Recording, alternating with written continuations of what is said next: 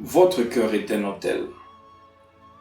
Et pour comprendre ce qu'est un autel, il faut savoir que la Bible définit la prière en Apocalypse comme étant l'encens qui monte en fait. Et l'encens, c'est la fumée. L'encens est utilisé en fait dans plusieurs cérémonies, mais l'idée derrière c'est quoi? C'est que l'encens produit cette fumée parce que l'encens est brûlé sur le feu et la fumée monte. Et c'est cette fumée en fait qu'on appelle prière.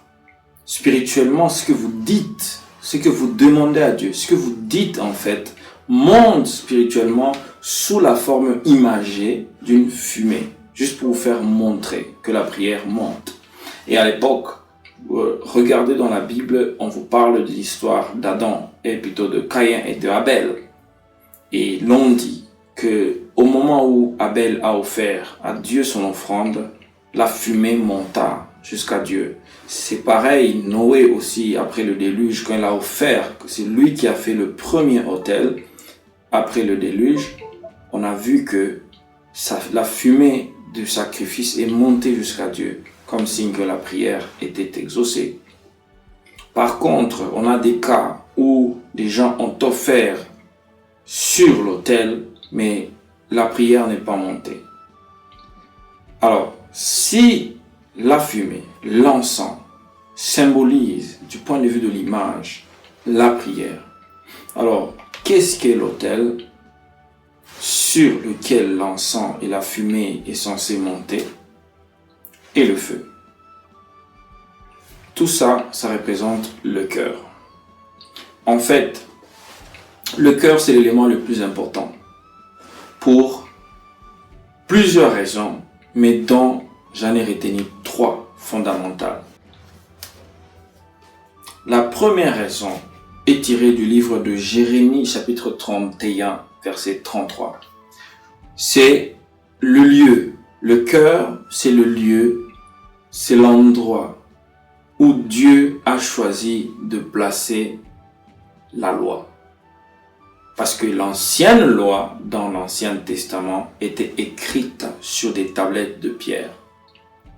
Mais Dieu a dit, je ne mettrai plus mes lois sur des tablettes de pierre, mais je vais mettre des lois, je vais inscrire mes lois dans leur cœur et ils seront mon peuple.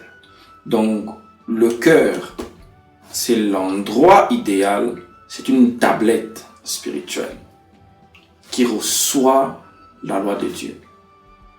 Ça, c'est la première raison. C'est ce qui fait que le cœur est fondamental dans votre vie spirituelle. La deuxième raison, la Bible nous dit dans Proverbes chapitre 4, verset 23, que garde ton cœur plus que toute autre chose, car de lui viennent les sources de vie. Et c'est le passage que l'on a repris dans le Nouveau Testament. Lorsque la Bible dit que ceux qui croiront en Jésus, des fleuves d'eau vive couleront de leur sein. C'est la même pensée. C'est que le cœur est une source, c'est une génératrice de la vie. Le cœur, c'est lui qui génère la vie en vous. Parce que comment ça se passe? La vie de Dieu descend dans votre esprit d'abord. Mais rien de ce qui descend en votre vie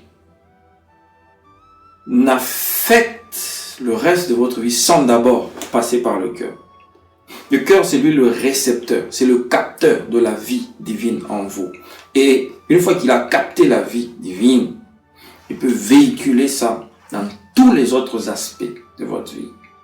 Donc, si le cœur a un problème, ça veut dire que les autres aspects de votre vie ne seront jamais affectés par la vie divine. Voilà pourquoi on dit garde ton cœur. Il y a des boucliers pour conserver et garder son cœur.